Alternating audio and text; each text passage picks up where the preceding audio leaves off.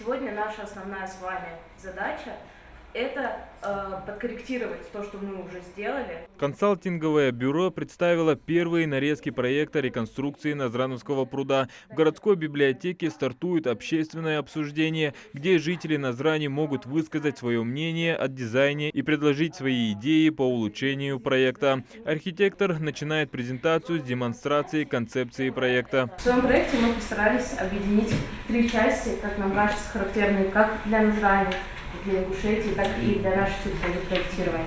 Первое, наверное, самое важное для вас, для вашего народа – это история. История – это как бы фундамент и основа того, на чем держится ваша культура. Вы ее очень оберегаете, охраняете, и нас очень восхитило то, как вы относитесь к своей истории, как вы сохраняете ее, несмотря ни на что. Еще 2 недели назад архитекторы из консалтингового бюро посетили Назрань, чтобы провести встречу с жителями и выяснить их предпочтения относительно благоустройства Назрановского пруда. Так, местная администрация планирует воссоздать проект прибрежной зоны городского пруда с учетом пожеланий местных жителей. Во время нашего первого приезда, я думаю, жители обратили больше всего внимания на то, что территория сегодня довольно скучная, и там, в принципе, нечем заниматься.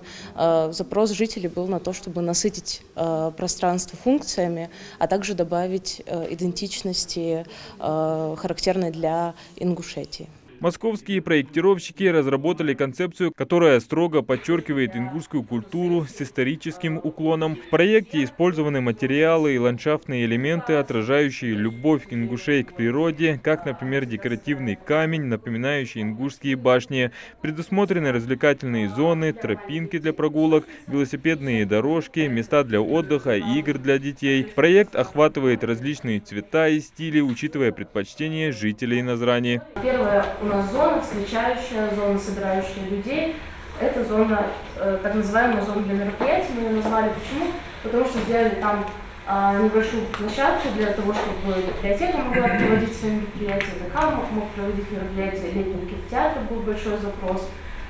Также оставили там качели и фонтан, очень тоже прекрасная точка притяжения, опять же вода всегда собирает вокруг себя много людей. Далее я покажу картинки того, как это может выглядеть. Московские архитекторы были наняты местной администрацией для создания проекта, который будет представлен на всероссийский конкурс лучших проектов по созданию комфортной городской среды в малых городах и исторических поселениях. В случае победы в этом конкурсе местное самоуправление планирует получить около 100 миллионов рублей на благоустройство прибрежной зоны городского пруда. Это самое любимое место не только наших горожан, но и всей республики. Мы каждый год по федеральным программам благоустраиваем там в силу бюджета участки. Это уже продолжается несколько лет. Там большие изменения есть, но этого было недостаточно. И сейчас мы привлекли такую профессиональную команду, бюро для участия в федеральных программах именно вот в этой категории.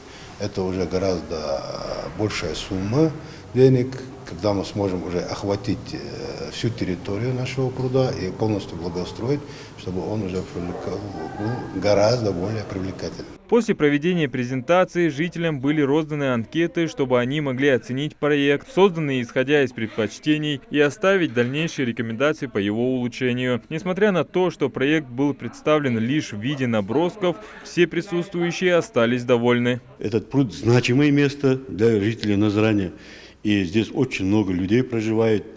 И хотелось, конечно, мы вот проект поставили, сегодня они приехали, там добавляем, убавляем, что хочет народ видеть. Вот лично я каждое утро вот начал ходить, в 6 часов утра я прохожу и обхаживаю.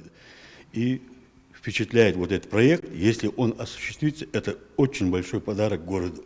Потому что будет зона отдыха для детей, для взрослых, для рыбаков, кафе, ресторанчики маленькие. Вот просто выйти в городе, с семьей посидеть.